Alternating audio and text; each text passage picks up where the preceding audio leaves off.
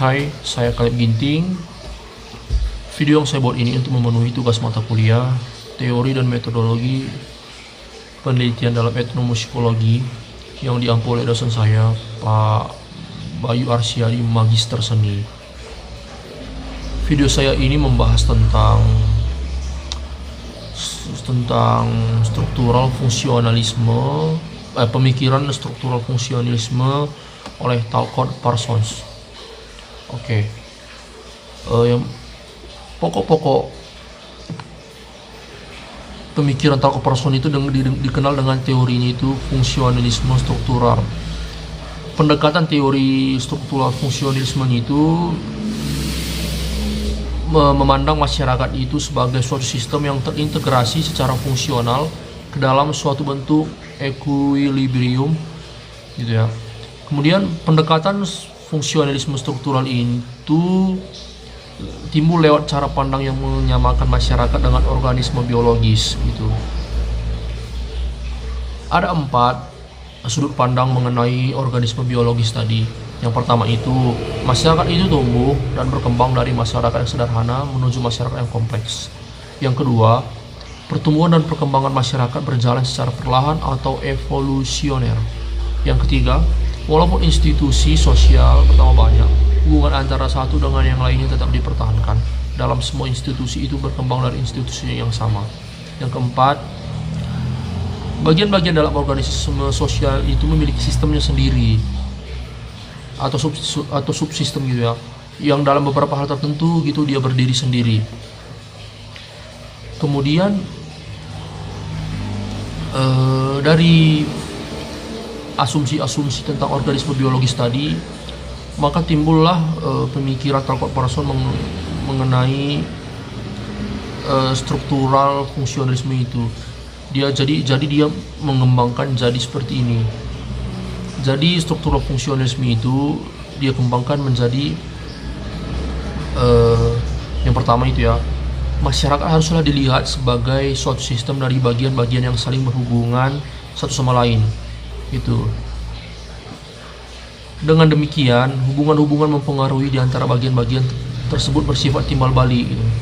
Kemudian yang ketiga ya, sekalipun integrasi sosial tidak pernah dapat dicapai dengan sempurna, namun secara fundamental sistem sosial selalu cenderung bergerak ke arah equilibrium yang bersifat dinamis. Kemudian yang keempat, sistem sosial senantiasa berproses ke arah integrasi sekalipun terjadi ketegangan, disfungsi, dan penyimpangan. Kemudian yang kelima, perubahan-perubahan dalam sistem sosial terjadi secara gradual melalui penyesuaian dan tidak terjadi secara revolusioner. Kemudian yang seterusnya, faktor paling penting yang memiliki integrasi suatu sistem sosial adalah konsensus atau mufakat di antara para anggota masyarakat mengenai nilai-nilai kemasyarakatan tertentu. Parsons itu menilai bahwa sebenarnya masyarakat membentuk sebuah sistem, dan demi sebuah berlanjutan sistem itu sendiri, sistem itu haruslah memenuhi persyaratan sebagai berikut. Yang pertama ya, sistem itu harus terstruktur agar bisa menjaga keberlangsungan hidupnya dan juga harus mampu harmonis dengan sistem lain. Sistem ini bisa masuk dalam kategori budaya juga, gitu. Kemudian yang kedua, sistem harus mendapat dukungan dari sistem lain. Kemudian yang ketiga, sistem harus mampu mengakomodasi para aktornya secara proporsional. Yang keempat, sistem harus mampu melahirkan partisipasi yang memadai dari para aktornya. Kemudian yang kelima, sistem harus mampu mengendalikan perilaku yang berpotensi mengganggu. Jadi sistem itu yang mengamankan, gitu. Kemudian yang terusnya, bila terjadi konflik yang menimbulkan kekacauan harus segera dapat dikendalikan oleh sistem. Kemudian sistem harus memiliki bahasa aktor dan sistem sosial. Halo, nama saya Gideon Butar. Saya dari Etnomusikologi 2018. Saya ingin memenuhi UAS dari metodologi etnomusikologi. Dalam struktur ini saya ingin membahas tentang teori struktural fungsionalisme. Teori struktural fungsionalisme sangat berpengaruh dalam perkembangan teori sosial umum, baik dalam ranah ilmu politik, ilmu ekonomi, bahkan dalam ilmu sains juga sangat berpengaruh. Asumsi dasar struktural fungsionalisme adalah individu-individu yang merupakan gambaran objek. Itu dasarnya dalam bentuk secara umum. Nah, individu tidak menciptakan namun mengambil peranan yang sudah ada di dalam sistem atau struktural sosial. Gambarannya seperti masyarakat adalah hubungan saling tergantungan antara individu berdasarkan pada peranan-peranan, bahwa kita menjadi individu dalam kehidupan masyarakat kita ini. Kita sudah mendapat peranan kita. Bukan berarti kita menciptakan peranan kita, tapi kita sudah diarahkan untuk memilih peranan menjadi peranan itu, atau dipaksa secara halus gitu. Di sini saya mengambil salah satu tokoh teori struktural fungsionalisme, yaitu Talcott Parsons. Talcott Parsons mencetuskan teori bagaimana harmoni dalam masyarakat itu bisa tercipta dan bisa terjadi. Talcott Parsons ini menciptakan cetusan teori struktural fungsionalisme itu yang disebut dengan AGIL. AGIL ini adalah sebuah singkatan dalam bentuk A adaptation, G goal, baru I integration, baru L latency. Baru kita membahas satu persatu dari adaptasi bahasa Indonesianya. Setiap individu yang lahir dalam masyarakat dan berkembang melakukan proses adaptasi. Individu melakukan penyesuaian nilai-nilai norma yang ada di dalamnya. Yang dimana juga bahwa sistem struktur sosial itu memaksakan individu menerima dan menjalankan peranan kita sebagai masyarakat, itu memilih nilai norma sosial atau dengan sebutan dalam taken for granted.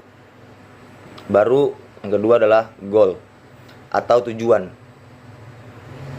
Di sini Talcott Parsons juga menyebutkan tujuan dalam sistem itu adalah membagi peranan untuk setiap individu. Contohnya, membagi peranan itu bisa kita lihat bahwa kita sehari-hari mempunyai peranan yang berbeda-beda. Di rumah saya mempunyai peranan sebagai anak. Di luar rumah saya mempunyai peranan sebagai masyarakat. Apabila saya mengambil peranan menjadi seorang siswa, bahwa saya adalah siswa, saya mempunyai peranan sebagai siswa, dan itu sudah diatur oleh sistem struktural fungsionalisme atau juga dengan sistem struktur sosial, bahwa kita ini mempunyai tujuannya adalah kita memiliki acuan dalam bentuk memilih peranan kita atau mengambil peranan yang sudah ada sebelumnya dan kita ambil alih lagi. Baru sistem memberi kepastian kepada individu berdasarkan pada peranan yang telah diambil. Itu tadi contohnya, saya ada di sekolah atau kebetulan saya kuliah di kampus. Aku ada di sini memiliki tujuan apa? Nah, disitulah bahasa goal ini dimiliki dalam struktural fungsionalisme ini. Bahasa goal ini juga bisa disebut dengan kalau dalam bentuk kita mempunyai manajemen. Saya siap kuliah, saya kuliah untuk mencoba mengambil 3,4 IPK agar saya bisa juga termasuk dalam golongan cum laude. Dan itu juga termasuk juga dalam golongan goal atau tujuan. Baru kita beralih ke integration. Ya, integration secara umum, integrasi di definisi umumnya bersatu dengan sistem, tapi dalam bentuk Parcott-Parsons ini berbeda dengan teorinya Parcott-Parsons ini. Integration itu sistem menyediakan mekanisme sanksi dan reward, penghargaan, dalam bentuk bahwa saya berperan sebagai mahasiswa. Saya berperan sebagai mahasiswa di kampus Mula Warman.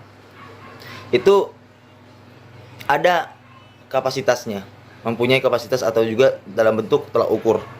Saya sebagai mahasiswa, peranan mahasiswa mempunyai tolak ukurnya, mahasiswa harus seperti ini, dan memiliki jenjang juga.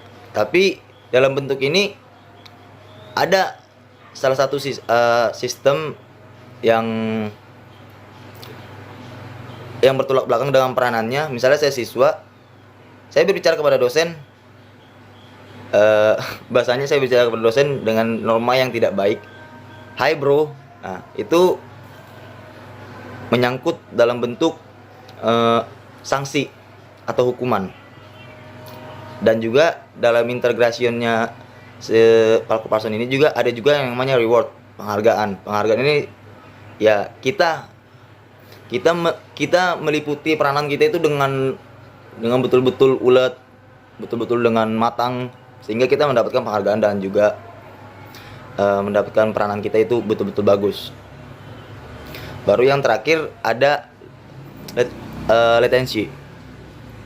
Latensi merupakan dimensi di dalam sistem yang dimana bagaimana seluruh individu saling berkaitan. Jadi dalam bentuk sederhananya bahwa dosen, staf yang ada di akademik, guru ataupun petani ataupun